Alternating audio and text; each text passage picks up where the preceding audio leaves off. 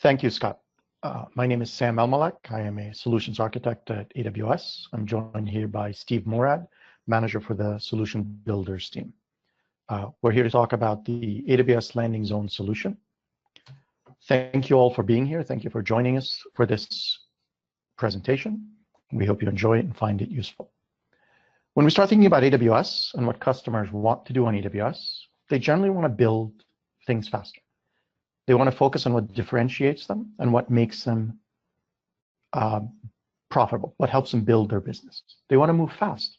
If I have an idea, I want to build it, I want to create it, I want to deploy it, I want to make money off it as soon as I can. And I want to move faster as I go through. And I want to stay secure.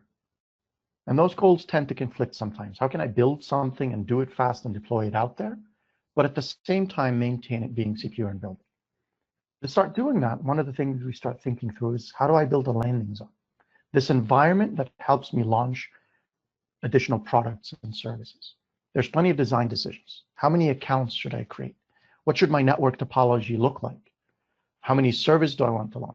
And what are my security governance and baselines?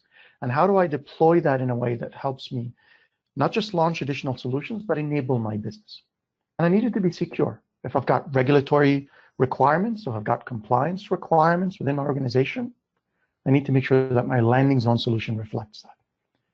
But I need to be able to adaptable and scalable for my future needs as new products and services come aboard, as new ideas come around. How do I build a solution? How do I build an environment that not only enables me to innovate, but enables me to launch new services and products more easily and be able to respond to my own customers' needs? And those customers are your external customers, as well as groups within the organization, to help them foster that innovation, to help them build and deploy solutions faster. And the concept that we think about when we start doing this is what we're calling a landing zone. It's this place where we've got an environment set up. It encompasses multiple AWS accounts based on the best practices and things that we've seen from our customers and from internal use cases within the organization. And it's a starting point for this new development and environments and experimentation. I can not only launch new things and build them more quickly, but I can do it in a secure way that helps me meet my own requirements. But before I start doing this, I need to establish some kind of a set of requirements. So the first step in establishing a landing zone is to think around these account level requirements. Within AWS, we've got the concept of accounts. Each account is truly independent from any other account within there. So the baseline requirements, we want to enable our MFA on our root access, make sure that that's locked away. There are no credentials, there's no access keys for my root account. Enable CloudTrail, which is the API CloudTrail log of activities within the account. It's the API log there. I want to enable that across not just my region that I'm operating in, but every other region within my environment. Think about my enterprise roles. What are my architects doing versus my QA versus my development teams? What happens as people come and join your organization? There's an existing joiners and leavers process. So we need to federate into the environment and use that existing identity provider, for example, to help us think through who joins the organization and who leaves. We need a place to audit this environment, which typically fits within a security organization, and being able to access all of those accounts that I might have as part of my environment. So this cross-account role, there's a read-only role to allow me to audit the environment if I notice something that isn't compliant, if there's a security group or a firewall rule that's open to the world. I want to make sure that I can go and potentially audit that and generate an alarm. I want a read-write role so that if I need to shut something down or if there's an incident, I can go in and do that assessment. And I also need to think about my actions and conditions. What are the rules and things that I need? Do I need encrypted volumes across everything? Do I need encrypted S3 buckets? Should I enforce key management using a certain methodology? And these are some of the baseline requirements when we start thinking about when we're setting up just an account. And more than that, what about my networking decisions? How many VPCs? What are these VPCs doing? What are the services that I'm choosing to launch within the VPC? If I want to make sure VPC endpoints, make use of them, like an S3 endpoint or a DynamoDB endpoint, so I don't have to go outside of the VPC to reach them. Route 53 and DNS decisions. My logging, whether it's my VPC flow logs or my CloudTrail logs, how do I send those? How do I analyze them? And where do I send that information? And then we start thinking about the accounts we're going to create. The first account is the AWS Organizations account. That is an account with full feature mode enabled. It's not connected to our data center. That is the place where we are establishing our service control policies, our consolidated billing. There's minimal resources in that account, and it's the overarching organizational entity to help us manage and control our accounts. I can enable service control policies on specific accounts to control what they can do, or perhaps stop them for stopping things like CloudTrail. Once we've done that, we need a place to store our logs, our single point of truth, particularly our security logs. We're calling that the logging account. This fits in within this concept of core accounts. These are the accounts that you as an organization need to manage your entire organization. These are services and common tooling that'll span the organization. So the logging account, where your CloudTrail logs, your VPC flow logs, your security logs can go, so they can sit there and become the single point of truth. There should be extremely limited access to that. In fact, if you do log into that account, you may want to consider alarming in that condition.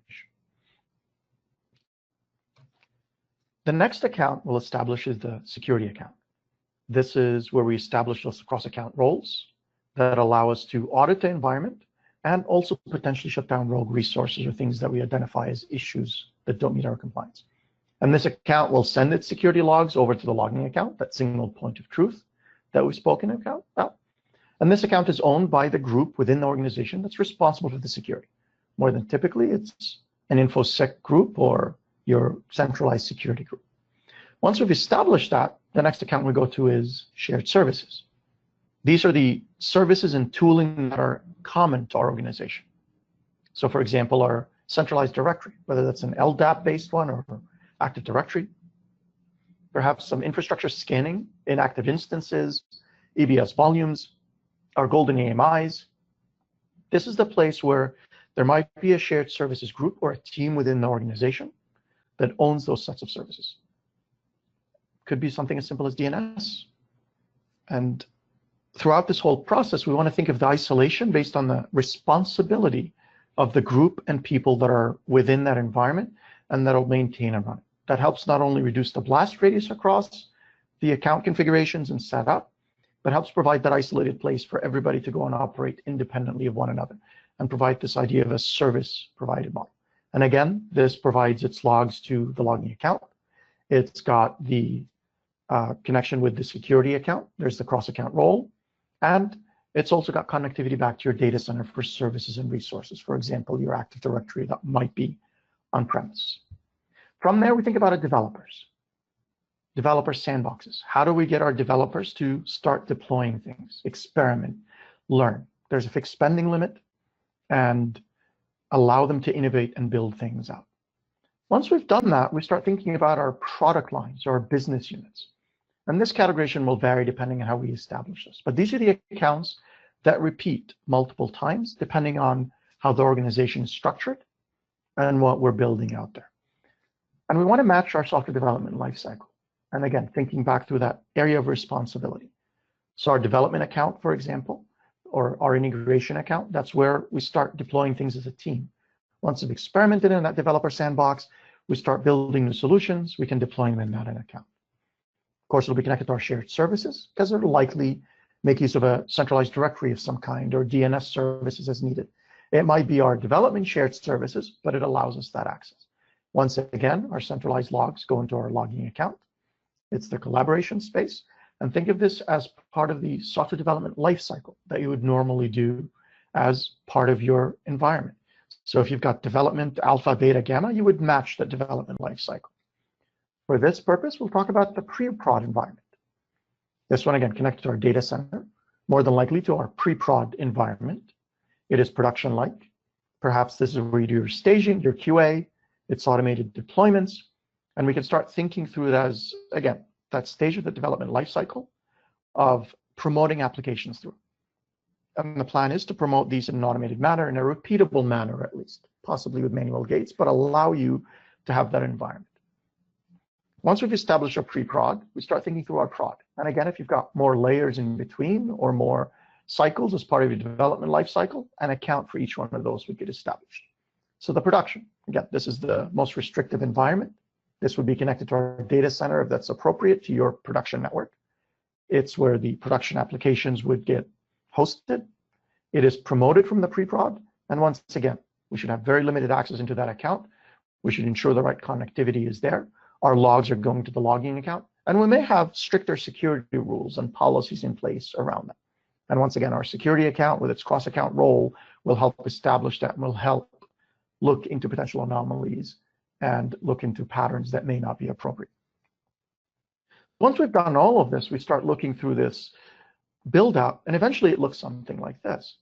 I've established my core accounts. We've spoken about logging, we've spoken about shared services and security. But as time goes on, you may want to build an internal audit for establishing compliance programs, a networking account to host your direct connect or possibly DNS services, billing tooling for tools around billing and billing analysis. I may build a sandbox for experimentation and for group builds to work and do all of those things together. And on top of that, we've got our organizations account for managing the entire environment and managing those individual areas within the organization. And once I've established all of this, I can start thinking about how do I grow it down the line? Because those BUs, those products, will likely change over time. There will likely be use cases that come up that you may not have thought of day one. So this is the framework to think through it. And one of the key things is how do we continue to expand on this and build on it as we move forward as an organization, as we're deploying new applications and tooling. I'll turn it over to Steve Morad to talk about the Landing Zone solution. Thanks a lot, Sam. So when we talk with customers about setting up multiple accounts and deploying to AWS, and we start talking about a multi-account structure like the previous diagram, often customers get really overwhelmed trying to figure out where they should start. And so to help customers with that, we have produced a AWS Landing Zone solution, which is an automated, easy to deploy solution to help customers set up new environments, get started running and securing their workloads and scaling with their organization.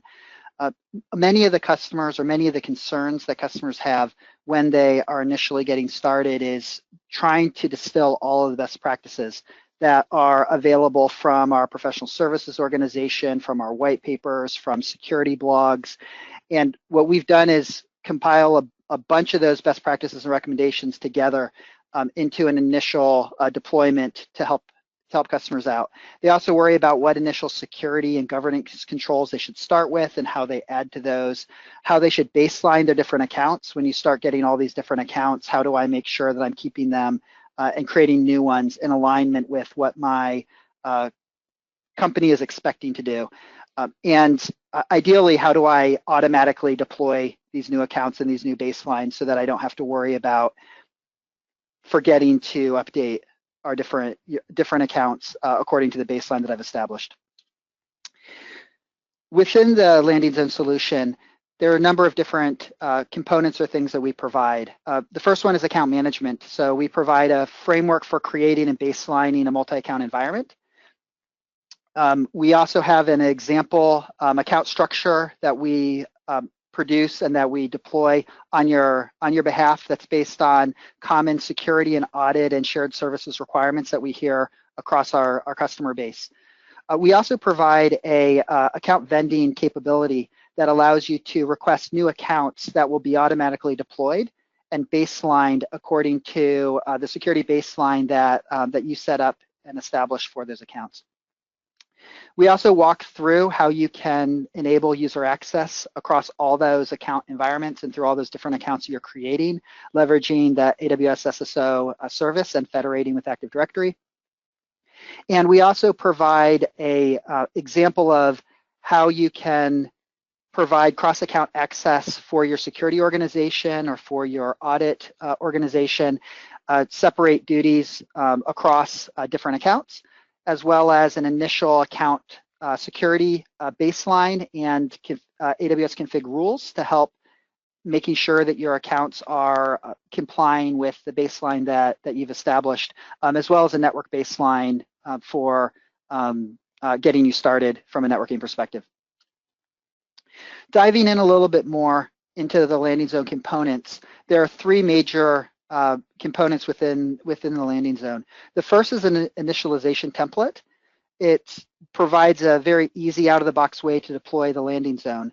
There's also a multi-account implementation starting point that we provide to provide an out-of-the-box implementation to get you started, as well as a update and configuration pipeline to allow you to very easily modify and extend the landing zone to grow with your organization and to add additional organizational policies and controls and tests as part of your baseline.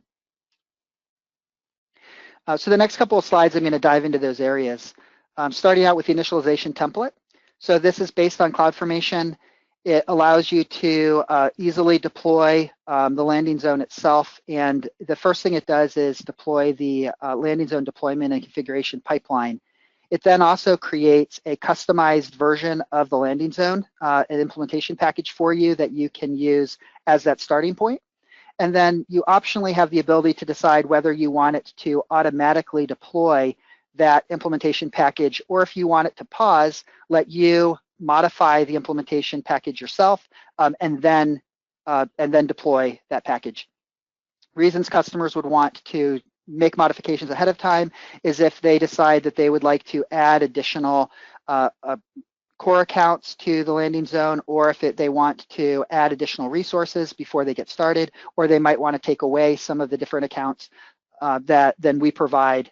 So we give the option to determine whether or not you want to actually initially deploy it or just kind of wait and deploy it with changes. The implementation that we provide starts with 4 accounts. There's the organizations account, which is responsible for the account provisioning. It uses AWS Organizations and AWS Organizations APIs to create new accounts. It has the pipeline for configuring your overall landing zone environment to begin with, and is also the endpoint for providing single sign-on access to your entire organization itself. We then create 3 additional core accounts. A shared services account, which is used for hosting Microsoft Active Directory, as well as a shared services network. Optionally, you can put a log reporting and analysis solution within the shared services environment. The idea behind shared services is to give you a starting point for shared services that you may have within your organization. Some companies may actually want to have more than one shared services account based upon different organizational structures or processes that you have within the company. We also create an audit logging account where we centrally store all of the CloudTrail and config logs, AWS CloudTrail and AWS config logs for the company. And the purpose is primarily for audit or forensics activities. From a separations of duties perspective, this gives a control where a company has independent copy of the AWS API logs or the changes that occur within their accounts that can be available to an audit team for auditing activities. We also enable a local copy of the CloudTrail logs within individual accounts that get created for operational purposes as well. And then finally, there's a security account that's really designed for a security organization to have read-only access into all the accounts in the organization for performing audit activities or administrative permissions for break glass scenarios where a security team needs to jump in and remediate something that's going on within an account. These accounts we consider a core set of accounts, meaning that they have dependencies upon which all your other accounts within your organization depend. So for example, the logging account has an S3 bucket that stores all the logs, the CloudTrail logs, and obviously that account and bucket is a dependency that all your other accounts have, because they need, when configuring CloudTrail, you need to be able to point them to an existing bucket. Also within the organization account is an account vending machine that will create new accounts for you. We've based the account vending machine off of the AWS Service Catalog product to make it very easily to go into the AWS Service Catalog UI and request new accounts to be created. When you create the new accounts, the product that the account vending machine product will automatically go through a workflow of creating the new account and then applying the baseline that you have suggested or that you've requested on that account based upon the organizational unit that you put the account in. It will also uses launch constraints that restrict the amount of permissions that are required by the user who's making the request. So that gives flexibility to a customer to determine who in their organization they want to allow to request accounts, whether they will turn over account request process to end users within the organization and manage permissions through AWS Service Catalog, or whether they want to have a central cloud department that actually makes the requests for new accounts. You have the flexibility to choose who you want to provide that. We also use Service Catalog product versions to maintain a version of your account baselines. And so if you want to have different accounts on different account baselines, you can actually run different versions of the account vending machine product to deploy accounts that are baselined in different ways. The account vending machine is responsible for creating and updating the accounts, so creating new accounts and baselining them, or if you create a new change or implement a new baseline policy that you want to apply, you will use Service Catalog to update that account or that product, and that will apply the new baseline to those accounts itself. It's used, the process leverages account baseline stack sets. There's also a network baseline that's created within the accounts. We delete the default VPCs in the account that's created, and you can specify the account, the type of network that you would like to be automatically deployed in that account as a starting point as well. And then finally, the landing zone has the ability to apply AWS organization service control policies to the account once it's been created to further restrict the ability for users within that account to make modifications to the baseline. So by default, out of the box, once we configure AWS CloudTrail and AWS config to log to the central audit accounts, logging accounts bucket, we then apply a security control policy that does not allow CloudTrail to be disabled in those accounts. From a high-level perspective, the account baseline that we provide out of the box consists of a couple of different, these components that you can see listed here. We enable AWS CloudTrail, and that CloudTrail is actually configured in two ways. It sends all of the CloudTrail logs to the centralized Amazon S3 bucket for storing for the audit, for your auditors to access. It also creates a local copy of the CloudTrail trail to AWS CloudWatch logs for operational purposes. By default, we retain those logs in AWS CloudWatch logs for 14 days, but that's also configurable that a customer can specify how long they want the local operational copy of the logs to exist. We also enable 7 different AWS config rules. We enable a number of them related to encryption. So the rules related to checking whether or not EBS volumes are launched in a encrypted or unencrypted state, RDS, relational database service, database instances, as well as S3 buckets. We check the IAM password policy to make sure that IAM on the account has the password policy that you've specified in your baseline. We check to make sure that the root account has MFA enabled on it. And then we also enable config rules checks to see whether or not any Amazon S3 buckets have public read or write permissions associated with those buckets.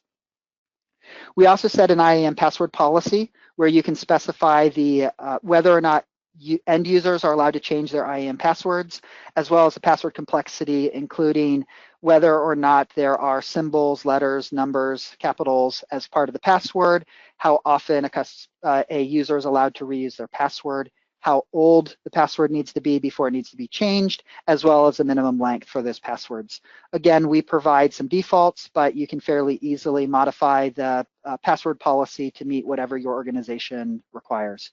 And then finally, from a networking perspective with Amazon VPC, we delete the default VPC in all the regions for the account, and then optionally we create a VPC depending upon what type of network you request to be created as part of creating the account. Also, as part of the landing zone, we have the ability to deploy optional products. Optional products are additional service catalog products that customers can elect to opt into or to deploy to extend their landing zone capabilities and to start moving towards offering operational capabilities on the landing zone. The first operational product or optional product that we're providing is a centralized logging solution, which is a logging solution that's based on Amazon Elasticsearch service. It provides a Kibana-based log reporting and analysis dashboard and tool to allow you to analyze your AWS CloudTrail logs, your flow logs from Amazon VPC, as well as any log source out of Amazon CloudWatch logs, including Apache Web Server logs, common log format, space delimited files or JSON files. And this allows you to extend your logging capabilities to add some operational reporting and analysis tools to the landing zone. We're also going to be working with different AWS partners, independent software vendors, to provide a number of different additional operational products to help with network security, additional logging options, and other operational components over time. And then finally, the landing zone provides a deployment and configuration update pipeline. This allows you to modify any of the out-of-the-box settings that have been provided by us, as well as to extend the landing zone to meet your needs for however you want to extend and provide capabilities to your business. The pipeline is kicked off or started by a configuration zip file that is stored in an Amazon S3 bucket. This zip file contains a manifest file that describes your overarching landing zone environment, as well as all of the related CloudFormation templates and additional templates required to implement either your core resources and core accounts that your vended accounts will depend upon, or the baseline environment that you want to push out to the rest of your accounts. When you make a modification to that zip file and upload it to the S3 bucket, that triggers and kicks off a AWS code pipeline that then processes that zip file, downloads the zip file, extracts it, performs some validation on the manifest file and on all of the CloudFormation templates, running the AWS CloudFormation template validation API call, as well as a CFN NAG. It does a schema test on the manifest file and verifies to make sure that your templates and manifest file are ready to be run through the pipeline. There's then an optional step that's not depicted here that you can also select when you run through the initialization, which allows you to provide a manual approval step between the validation piece and the rest of the implementation of your landing zone configuration. This gives you one more control if you want to have a manual approval between when a new configuration has been uploaded and it gets deployed out to your landing zone. After that optional manual approval state, the rest of the pipeline processes different sections of the manifest file to implement and deploy the landing zone configuration that you've requested. The first thing that it does is go through a section of the manifest file to determine the account structure that you want for your core accounts, or the account dependencies, and it creates the organizational units that you require within AWS Organizations, as well as the core accounts. Then it goes through a core resources phase or stage that uses stack sets and configuration files that are in that zip file to deploy the resources that are required to within your core account. So creating the logging account bucket, creating the security credentials in the security account that are going to be provided access to all the rest of the accounts that you want. The next stage is deploying service catalog portfolios and products, which will include deploying the account vending machine products as well as any additional optional service catalog products that you want to include as part of your baseline landing zone infrastructure. And then finally, there are the stack sets for all the account baselines that are deployed and prepared. And then the account vending machine is actually run to provide the baseline or the updated baseline for the existing accounts that you currently have, and is then also available for you to launch new products or to create new accounts. So the benefits of what we're trying to provide to customers through this, the AWS Landing Zone solution, is that we're trying to provide a framework to help customers automate and start moving away from manual processes for creating their accounts and trying to baseline and organize how their accounts work and relate with each other. We've designed it to be scalable, that you can create as many accounts as makes sense for your business and ties into your operational processes. The account vending machine can be made self-service, either to a cloud center of excellence or to end users, depending on what you want to do. We've provided a bunch of out-of-the-box and example guardrails for protecting the accounts as a starting point perspective. There's audit capabilities that are provided into it, and we've tried to make it as flexible as we can to tie into the organizational structures that you may have or the way in which you want to go about operating your AWS environment. From a cost perspective, there's no additional charge for the AWS Landing Zone solution. There are underlying costs for the services that are used for Amazon S3, the config service, and CloudTrail, but no additional charge for the automation and the example implementation that we're providing. And it can also be deployed into the AWS commercial regions or any region that has the underlying available services that the landing zone requires.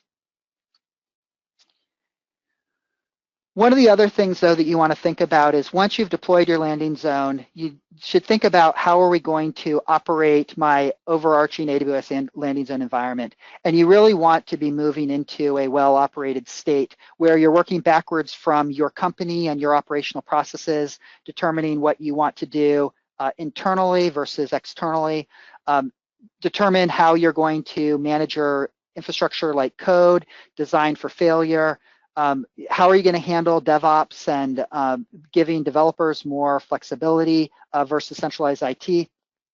How you're going to be doing overarching automation for controlling and managing these environments. And there are a number of different ways you can get there. To start with, the AWS Landing Zone solution can be provided for you with help through professional services and account SAs. And it's really helps you get into a self-managed state or start getting to where you're self-managed.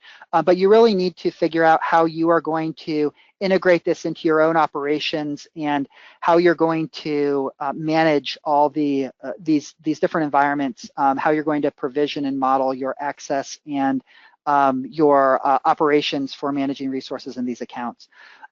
In addition to that, if you'd like help from AWS, AWS does have a managed service offering that can help you with getting a landing zone set up and running, can help you with, you can pay for it from a month-to-month perspective, provides out-of-the-box configurations, and then really helps with a bunch of curated services and management tools, and will operate the environment on your behalf. There are also over 100 MSP partners with AWS that have gone through our certification program. They can also provide landing zone options and help you that will and will manage them on your behalf. And of course, you also have the ability through, for especially really complex environments where you might want to have a combination of AWS managed or partner managed environments. You can also look to combine these options within your organization as they make sense. If you want to learn more about it, you please feel free to talk to your account team, or you can also visit the AWS Landing Zone webpage that you can see listed on the screen, and you can sign up to receive more information about this new AWS Landing Zone solution offering. Thank you very much.